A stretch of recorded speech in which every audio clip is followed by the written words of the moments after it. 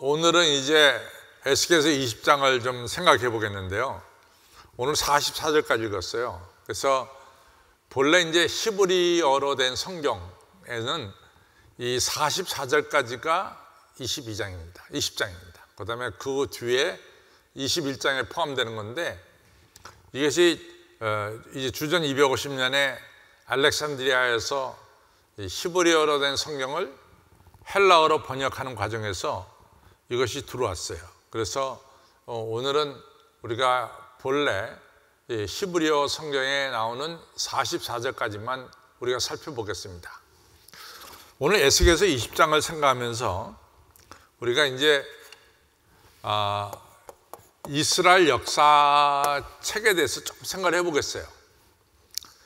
우리가 이제 똑같은 역사인데, 여러분과 제가 읽으면 알지만 열왕기서라고 하는 역사책이 있고, 또 역대기라고 하는 역사책이 있습니다.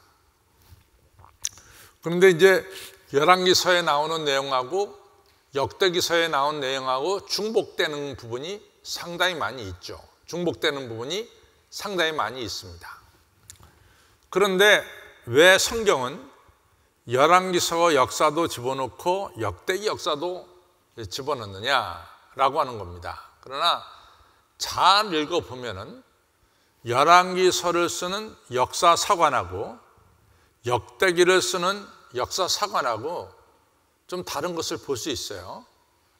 그래서 이 성경에는 열왕기서라고 하는 역사책도 나오고 역대기라고 하는 역사책도 나오고 있습니다. 도대체 열왕기서를 쓴 사람은 누구냐라고 말할 때 누구라고 지금 밝혀질 수가 없어요. 그래서 열왕기서를 쓴 사람을 신명기 사가다 이렇게 부릅니다. 그러면 역대기를 쓴 사람은 누구냐? 이 사람은 역시 이같이 역대기 사가다 이렇게 이름을 붙이고 있습니다. 역대기 사가다. 근데 이제 열왕기서는 신명기사가 썼는데, 이 열왕기서만 쓴 것이 아니라 여기에 덧붙여서 누가 들어가냐면 여호수아, 사사기, 사무엘, 상하 이렇게 세 권의 책과 열왕기서까지 합쳐서 이걸 통틀어서 신명기 사가다 이렇게 부르고 있습니다. 그럼 역대기 사가는 역대기만 포함하는 것이 아니라 에스라, 느헤미야까지 포함돼서 역대기 사가다 이렇게 부르고 있어요. 그러면 이 신명기 사가의 특징은 뭐냐? 신명기 사가의 특징은 우리가 여러 번 말씀했지만 하나님께서 이제 율법을 주시죠. 율법을 지키면 하나님께서 축복해 주십니다. 그런데 율법을 안 지키면은 하나님께서 심판하시죠. 그 심판받은 이스라엘 백성들이 회개하고 또 용서를 빌면은 하나님이 용서해 주셔서 회복시켜 주십니다. 요 틀, 율법을 지키면 축복하고 안 지키면 심판을 받는데, 이 심판 받고 나서 회개하고 용서하면 회복되는 요 틀이 이 열왕기서에는 아주 명확하게 나오고 있습니다. 또 열왕기서나 역대기서나 분명한 사관이 있는데, 이것이 첫 번째 사관이고, 두 번째 사관은 뭐냐면은, 예를 들자면 제가 오므리 왕에 대해서 여러 번 얘기했습니다. 오므리 왕은 우리가 이 이스라엘 지도를 보면은 오므리 왕은 이쪽 지역, 요단강을 기점으로 해서 이쪽을 요단강 서편, 이쪽을 요단강 동편이라고 불러요. 그런데 지금 요단강을 기점으로 해서 요단강 서편은 이스라엘 땅이고 요단강 동편은 지금 요르단이 가지고 있어요. 근데 바로 이 오므리 왕이라고 하는 사람은 이 북이스라엘의 왕이죠. 이 사람은 이쪽 지역의 땅을 다 차지하고 저 북쪽에 올라가서 하맛이라고 하는 땅까지도 차지한 사람이 오므리 왕입니다. 그래서 제가 늘 오므리 왕을 설명할 때 우리나라 고구려의 광개토 대왕과 같다, 이런 이야기를 합니다. 그런데 이 오므리 왕이 사실은 이 디르스라고 하는 곳의 수도를 사마리아로 옮긴 왕도 오므리 왕이에요. 우리가 다윗은 헤브론에서 예루살렘으로 수도를 옮겼어요. 이것에 대해서 성경은 많이 기록하고 있는데 이 오므리 왕이 이같이 사마리아로 수도를 정해서 사마리아를 옮기고 또 북쪽에 많은 땅을 차지했음에도 불구하고 오므리 왕에 대한 기록은 이 열왕기상 16장에 나오는 6절밖에는 기록하지 않고 있습니다. 그것은 이 열왕기를 쓴 역사가가 볼 때는 오므리 왕이 아무리 땅을 많이 점령했어도 그것이 중요한 것이 아니라, 아까도 이야기했지만은 열왕기서를 쓴 사람의 주요 관점은 그 왕이 하나님을 경외하고 율법을 지켰느냐, 이런 관점에서 본단 말이죠. 근데 그런 관점에서 볼 때는 이같이 오므리 왕이 그러지 못했어요. 그러니까 별로 기록을 안 한 거예요. 아무리 땅을 많이 차지했어도. 근데 상대적으로 우리가 히스기야 왕 하면은 히스기야 왕이 굉장히 어려웠어요. 나라가 어려웠어요. 그러나 히스기야 왕에 대한 기록이 상당히 많이 나옵니다. 왜 그러냐? 히스기야 왕은 하나님을 경외했기 때문에 그가 땅을 잃어버렸던, 지켰던 간에 관계없이, 약하게 살았던 관계없이 그가 진심으로 하나님을 경외했기 때문에 히스기야 왕에 대한 기록을 많이 남기고 있습니다. 요시야 왕도 마찬가지예요. 요시야 왕도 무기떠전투에서 죽어서 이같이 전쟁에 죽은 이런 전사한 왕이죠. 그럼에도 불구하고 이 요시야 왕에 대해서 많이 기록한 것은 그가 하나님을 경외했기 때문에 기록한 거예요. 그런 걸 보면은 우리는 알 수 있어요. 이스라엘 41명의 왕 중에서 어느 왕의 기록이 가장 많이 있을까요? 어느 왕의 기록이? 당연히 다윗 왕입니다. 왜 다윗 왕의 기록이 많냐? 다윗 왕은 하나님을 경외하면서 나라를 다스렸기 때문에 다윗 왕의 기록을 많이 쓰고 있어요. 또 솔로몬 왕에 대해서도 많이 쓰고 있어요. 왜? 솔로몬 왕은 물론 나중에 후반부에 가서는 그가 실패한 왕이지만은 그가 전반부에는 1000번 제사를 드렸고 또 성전을 건축했기 때문에 이러한 하나님의 이같이 이 영광을 위해서 살았기 때문에 많이 기록을 했어요. 그래서 분명한 것은 역사가들은 이 분명한 역사 사관이 있습니다. 그래서 이처럼 중요한 것은 율법을 지켰느냐, 하나님을 경외했느냐, 이것이 중요해요. 이것이 바로 열왕기서, 신명기 역사가의 핵심입니다. 그러면 역대기 사가는 뭐냐? 역대기 사가는 뭐냐? 이 참 중요한 건데요. 자, 우리가 조금 역사를 좀 생각해 봅시다. 우리가 이 1020년서부터 1000년까지 이 사울왕 시대죠. 1000년에서 961년까지 다윗왕의 시대죠. 961년에서 922년까지 솔로몬 왕의 시대죠. 그 다음에 솔로몬 왕 시대에 나라가 두 쪽 났어요. 그래서 북이스라엘은 922서부터 722까지 200년 동안 존속하다가 아시리아에게 망합니다. 그 다음에 남유다는 922에서 시작해서 587년에 바벨론한테 망해요. 자, 이같이 망한 이 역사가 587에서 바벨론 포로로 끌려가서 언제 돌아갑니까? 539년에 고레스 왕 때 돌아와요. 고레스 왕이라고 하는 것은 고레스 왕이라고 하는 것은 페르시아 왕입니다. 페르시아 왕이죠.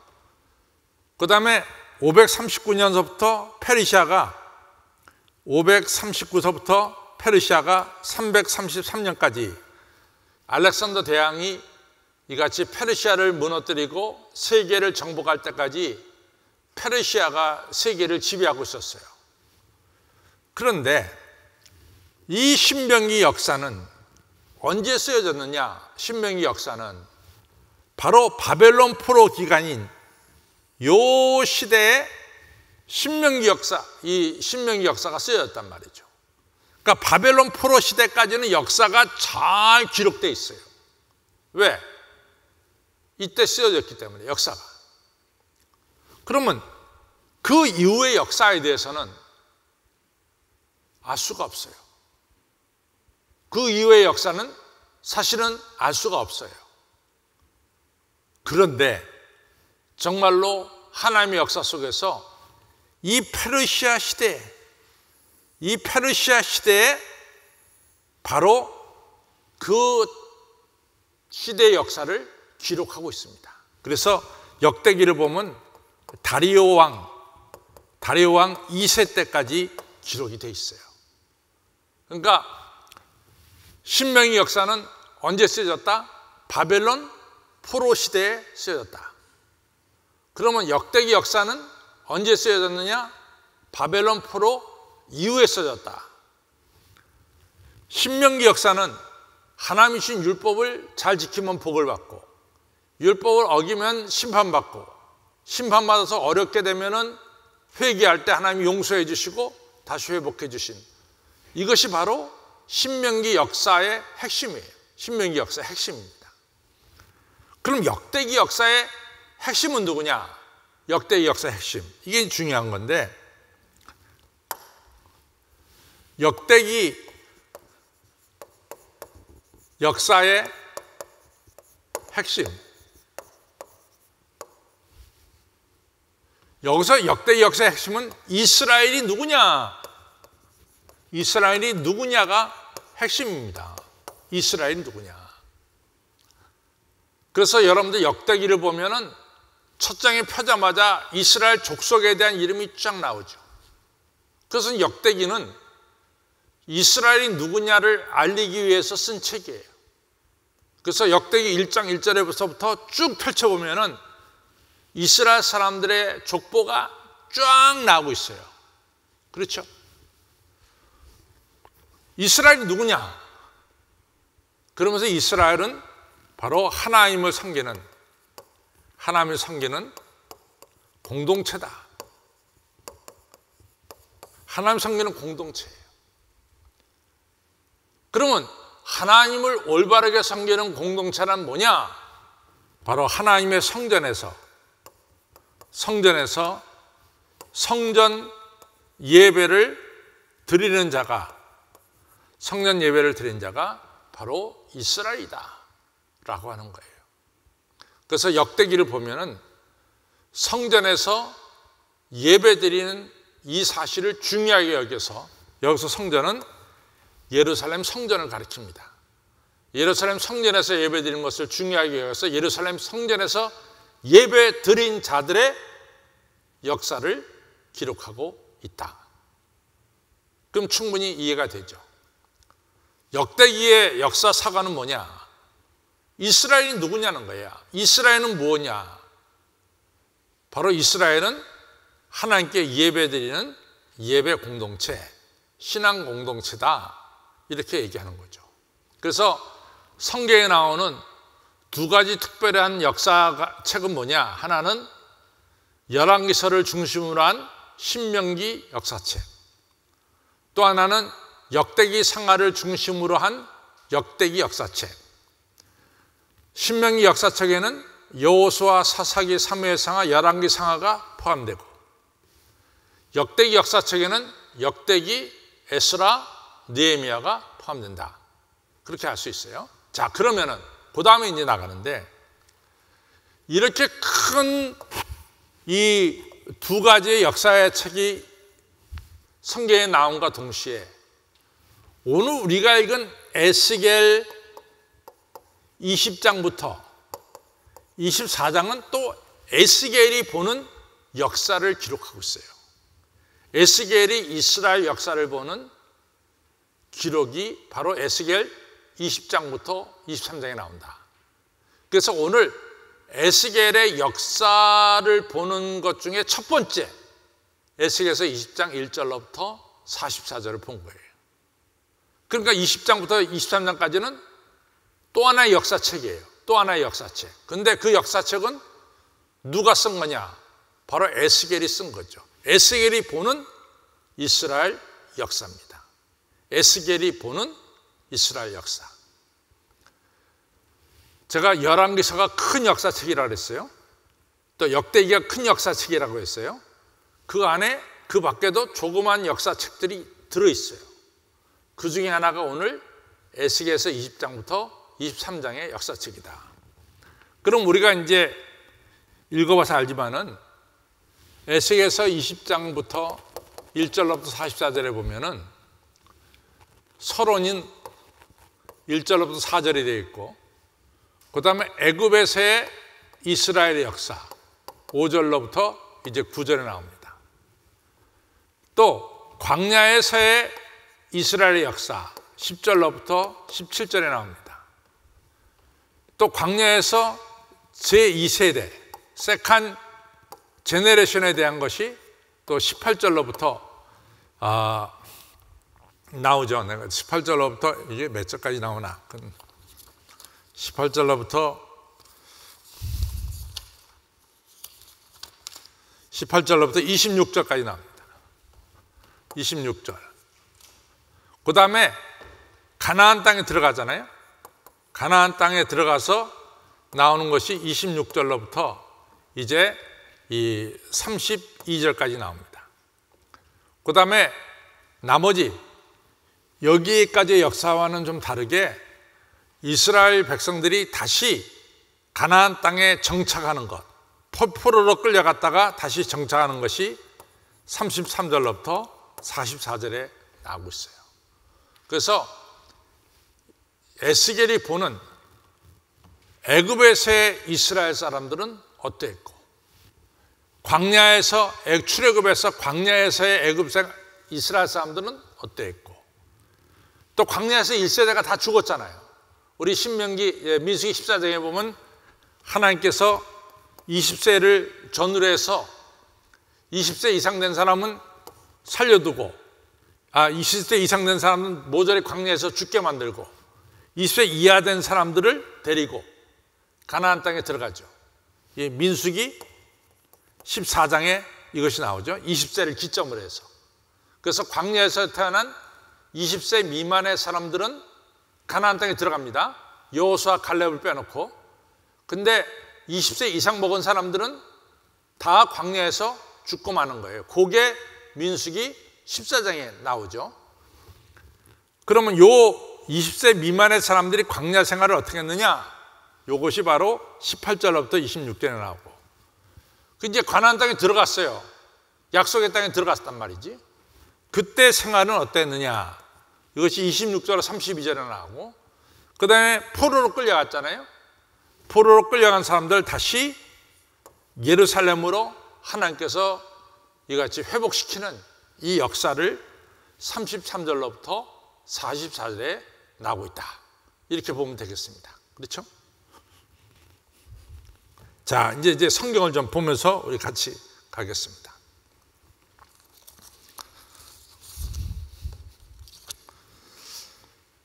에스겔에서 우리가 20장 1절로부터 4절은 제가 서론이라고 그랬어요. 제7년 5월 10일에 할 때 제7년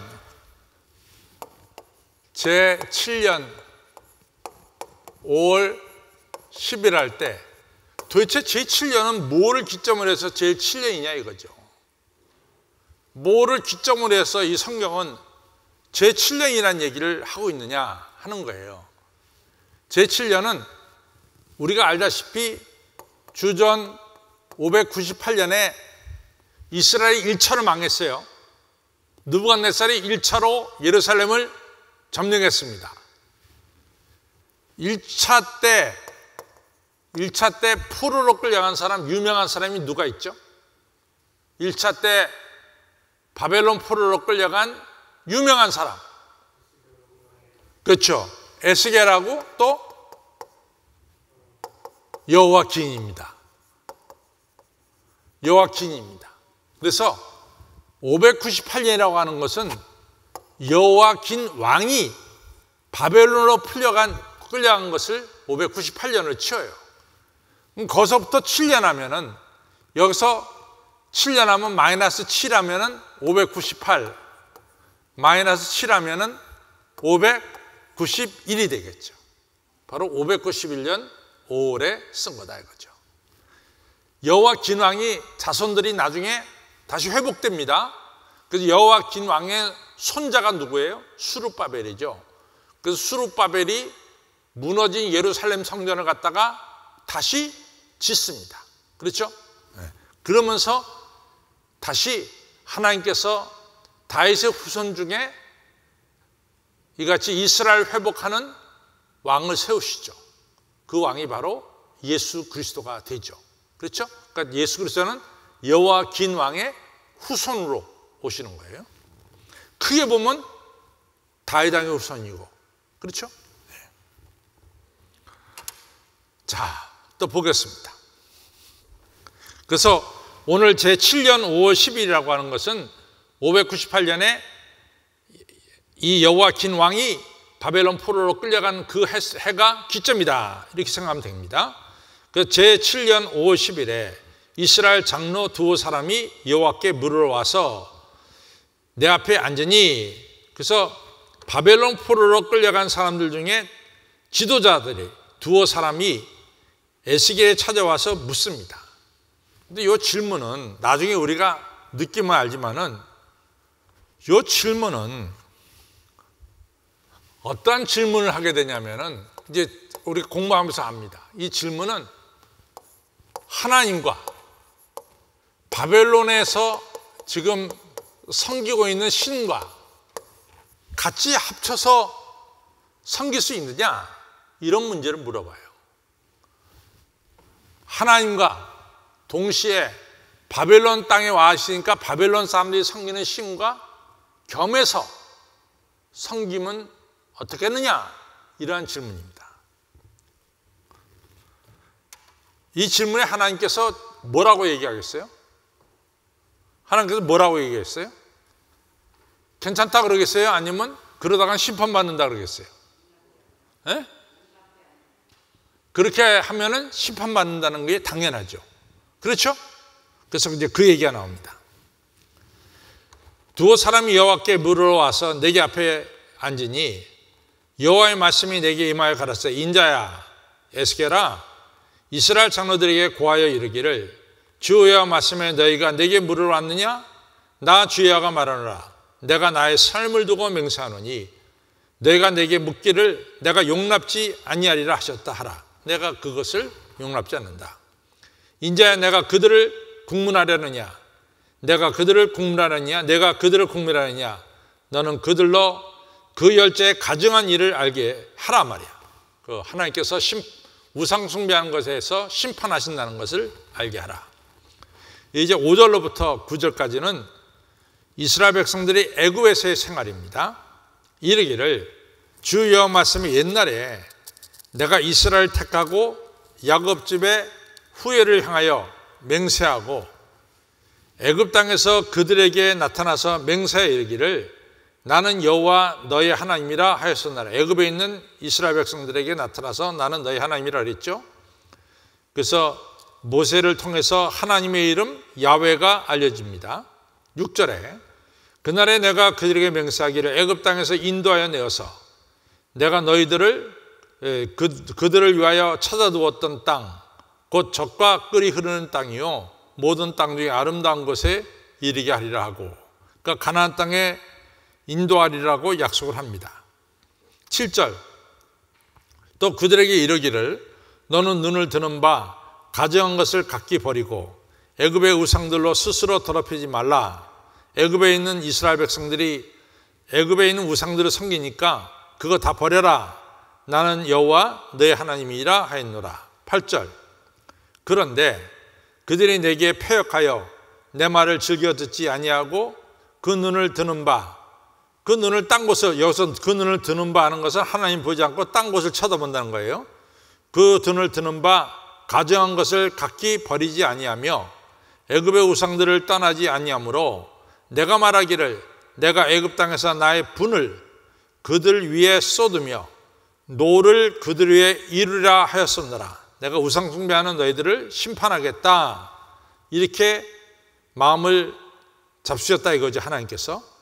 그러나 9절에 그러나 내가 그들에 거하는 이방인의 목전에서 그들에게 나타나 그들을 심판하지 않고 도리어 그들에게 나타나서 그들을 애굽 땅에서 인도하여 내었었나니, 이렇게 하나님께서 그들을 애굽 땅에서 끌어냅니다. 이는 내 이름을 위함이라. 내 이름을, 하나님의 이름을 이방인의 목전에서 더럽히지 않으려 하여 행하였습니다. 이스라엘이 범죄했음에도, 애굽 땅에서 범죄했음에도 불구하고 내가 그들을 심판하지 않고 도리어 애굽 땅에서 출애굽시킨 것은 하나님의 이름, 하나님은 구원하시는 하나님, 심판하시는 하나님이 아니라 하나님은 구원하시는 하나님이심을 나타내려 함이라. 그래서 이제 9절까지 애굽에서 생활이 나옵니다. 이제 10절로부터 17절까지는 광야에서 생활이 나와요. 그러므로 내가 그들로 애굽 땅에서 나와서 광야에 이르게 하고 사람이 준행하면 그로 인하여 삶을 얻을 내 율례를 주며 내 규례를 알게 하였고, 또 나는 그들을 거룩하게 하는 여호와인 줄 알게 하려 하여 내가 안식일을 주어 그들과 나 사이에 표징을 삼았었노라 그랬어요. 우리가 한번 좀 여기서 조금 더 생각을 돌려보단 말이에요. 우리가 출애굽기 12장에서 이스라엘 백성들이 출애굽하죠. 그 다음에 출애굽기 14장에서 홍해바다 갈라지죠. 그렇죠? 또 이스라엘 백성들이 출애굽기 19장에서 시내 광야에 도착합니다. 시내 광야에 도착했을 때 하나님이 이스라엘 백성들에게 뭘 주시죠? 십계명을 주신단 말이에요. 그 19장서부터 24장까지 나오는 거죠. 그게 바로 그 얘기예요. 내가 광야에서 너희들에게 율법을 주었다. 안식일을 지키는 법을 주었다. 이 안식일은 제가 새벽 시간에 지금 히브리서를 공부하면서 제가 새벽 시간에 안식일에 대한 중요한 얘기를 하고 있어요. 안식일은 내가 하나님의 영광에 동참하는 것이고, 안식일은 내가 하나님으로부터 복을 받는 날이 안식일입니다. 그래서 성경은 아주 분명히 말씀하고 있어요. 우리가 창세기 1장 가서 봅시다. 여러분들 안식일을 참 우습게 여기가서 내가 좀 마음이 아픈데 창세기 1장에 가서 보겠습니다.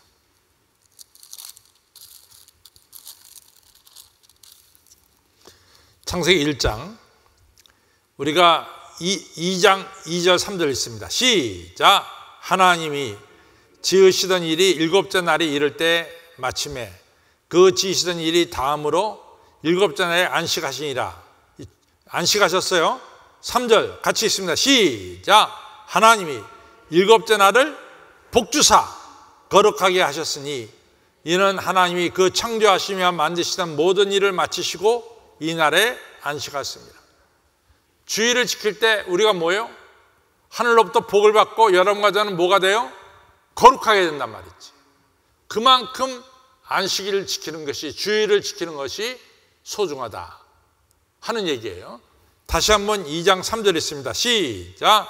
하나님이 7째 날을 복을 주사 거룩하게 하셨으니 이는 하나님이 그 창조하시며 만드시던 모든 일을 마치시고 이 날에 안식하셨습니다. 자, 이만큼 안식일은 소중합니다. 자, 이제 13절에 그러나 이스라엘 족속이 광야에서 내게 패역하여 사람이 준행하면 그로 인하여 삶을 얻을 나의 율례를 준행치 아니하며 나의 규례를 멸시하였고 나의 안식일을 크게 더럽혔으므로 내가 이르기를 내가 내 분을 광야에서 그들 위에 쏟아 멸하리라 하였으나, 하나님께서 광야에서 이스라엘 백성들을 진멸하겠다 이렇게 작정했어요. 그러나 14절 내가 내 이름을 위하여 하나님의 거룩한 이름을 위하여 달리 행하였었나니 내가 그들을 인도하여 내는 것을 목도한 열국 앞에서 내 이름을 더럽히지 아니하려 하였습니다. 내가 애굽 사람들 앞에서 하나님의 이름을 더럽히지 아니하려 했다 이거죠. 15절. 또 내가 광야에서 그들에게 맹세하여 하기를 내가 그들에게 허한 땅 곧 젖과 꿀이 흐르는 땅이요 모든 땅 중에 아름다운 곳으로 그들을 인도하여 드리지 아니하리라. 내가 그들을 가나안 땅에 들어가지 못하게 하겠다 한 것은 그들의 마음으로 우상을 쫓아 나의 규례를 업신여기며 나 율례를 행치 아니하며 나의 안식일을 더럽혔습니다. 이것은 뭘 가리킬까요? 이스라엘 백성들이 출애굽기 32장에서 금송아지 만들어서 거기 절한 것을 가리키겠죠. 자, 그다음에 17절. 그러나 내가 그들을 아껴보아서 광야에서 멸하여 아주 없이 하지 아니하였노라. 내가 그들을 진멸시키지 아니했다. 이런 얘기입니다. 그 다음에 이제 18절로부터 26절은 세컨 제너레이션, 제2세대를 가리켜요. 제가 민수기 14장에 하나님께서 20세를 기점으로 해서 20세 이상 된 사람들은 모조리 광야에서 죽게 만들고 20세 미만 광야에서 태어난 자들은 이같이 가나안 땅에 들어가도록 허락을 했죠. 그러면 20세 미만 세컨 제너레이션은 신앙생활 잘했느냐? 그걸 말하는 거예요. 그럼 세컨 제너레이션, 살아남은 세컨 제너레이션 20세 미만들은 신앙생활을 잘했느냐 하는 얘기입니다. 그렇지 못한 것을 우리가 알 수 있어요. 자, 18절에 내가 광야에서 그들의 자손의 길을, 여기서 그들의 자손은 바로 세컨 제너레이션입니다. 너희 열조의 율례를 쫓지 말며 그 규례를 지키지 말며 그 우상으로 들러 스스로 더럽히지 말라. 나는 여호와 너희 하나님이라. 너희는 나의 율례를 쫓으며 나의 규례를 지켜 행하고 또 나의 안식일을 거룩하게 할지어다. 이것이 나와 너 사이에 표징이 되어 너희로 내가 여호와 너희 하나님인 줄 알게 하리라 하였었느라. 우리가 안식일을 지키면서 하나님의 백성임을 우리가 나타내고 있습니다. 여러분들이 거룩한 주일에 예배 드릴 때 사람들이 여러분들이 크리스찬이요 하나님의 자녀인 것을 인정하듯이 똑같은 거죠. 21절. 그러나 그 자손이 내게 패역하여 사람이 준행하면 그로 인하여 삶을 얻을 나의 율례를 쫓지 아니하고 나의 규례를 지켜 행하지 아니하였고 나의 안식을 더럽혔는지라. 이어 내가 이르기를 내가 광야에서 내 분을 그들에게 쏟으며 내 노를 그들에게 이르리라 하였으나 이 세대한테도 하나님께서 제2세대한테 심판하겠다 이렇게 생각했지만은 22절. 내가 내 이름을 위하여 내 손을 금하고 심판하겠다는 하나님의 손을 금하고 달리 행하였나니 심판하지 아니하였나니 내가 그들을 인도하여 내는 것을 목도한 열국 앞에서 내가 이 백성을 다 진멸함을 통해서 하나님의 이름이 더러워지지 않게 내 이름을 더럽히지 아니하려 했습니다. 또 내가 광야에서 그들에게 맹세하기를 내가 그들을 이방 중에 흩으며 열방 중에 해치라 하였으나 이는 그들이 나의 규례를 행치 아니하며 나의 율례를 멸시하며 내 안식일을 더럽히고 눈으로 그 열조의 우상을 사모하며 또 내가 그들에게 선치 못한 율례와 능히 살게 하지 못할 규례를 주었고, 이건 우상들을 쫓는 이러한 것들을 말합니다. 그들이 장자들로 다 화제, 인신제사를 드리는 이러한 잘못된 일을 행했고 그 예물로 내가 그들을 더럽혔으면 그들로 멸망케 하여 나를 여호와인 줄을 알게 하려 함이라. 이같이 제2세대들도 죄를 범했습니다. 그러나 하나님께서 약속대로 이들을 가나안 땅에 불러들입니다. 그래서 27절로부터 32절에 나옵니다. 그런즉 인자야 이스라엘 족속의 고하여 이르기를 주의 말씀에 너 열조가 또 내게 범죄하여 나를 욕되게 했느니라. 내가 그들에게 주기로 맹세한 땅으로 그들을 인도하여 들여주니 드디어 이제 가나안 땅에 들어갑니다. 애굽에서의 생활, 광야에서의 생활을 끝내고 이제 가나안 땅에 들어갔습니다. 그들이 높은 산과 모든 무성한 나무를 보고 거기서 제사를 드리고 경록케 하는 제물을 올리며 거기서 또 분향하며 전제를 부어 드린지라. 가나안 땅에 들어갔더니 이제 바알과 아세라 우상을 섬기는 거예요. 이에 내가 그들에게 이르기를 너희가 다니는 산당, 이 산당이 무엇이냐 하였노라. 그것이 오늘날까지 바마라고 이제 부르죠. 그곳에 가서 뭐 하느냐 이런 얘기죠.